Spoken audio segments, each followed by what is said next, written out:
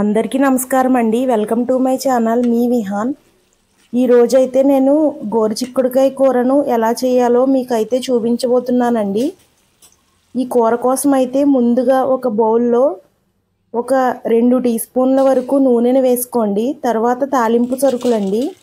ఒక half tea spoon వరకు జీలకర్ర, హాఫ్ టీ స్పూన్ ఆవాలు, ఒక స్పూన్ మినప్పప్పు, ఒక స్పూన్ శనగపప్పు, ఒక ఎండుమిరపకాయ, అలాగే ఒక 3 రెబ్బల వరకు కరివేపాకు, 3 వెల్లుల్లి రెబ్బలు వేసుకున్నానండి. తాలింపు బాగా వేగిన తర్వాత ఒక కప్పు ఉల్లిపాయలు, అలాగే 2 పచ్చిమిరపకాయ చీలికలు వేసుకుని బాగా వేయించుకోండి. తర్వాత ఇందులో ఒక చిటికెడంత పసుపు వేసుకోండి.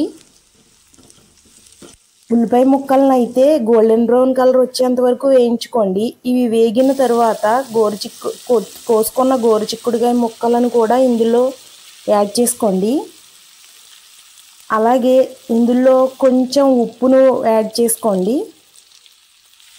రుచికి సరిపడా అడ్జస్ట్ చేసుకోండి. ఉప్పు ఒక స్పూన్ వరకు కారం వేసుకోండి. ఇవన్నీ వేసుకుని మూతనైతే పెట్టి మనం 1 నిమిషం వరకు అలా వేగనివ్వండి. ఇవి 1 నిమిషం అలా మగ్గినాయండి. మగ్గిన తర్వాత ఒక నిమ్మకాయ సైజు అంత చింతపండు నుంచి తీసిన చింతపండు రసాన్ని అయితే ఇందులోకి యాడ్ చేసుకున్నానండి నేను. ఈ పులుసు అయితే చాలా రుచిగా ఉంటుందండి.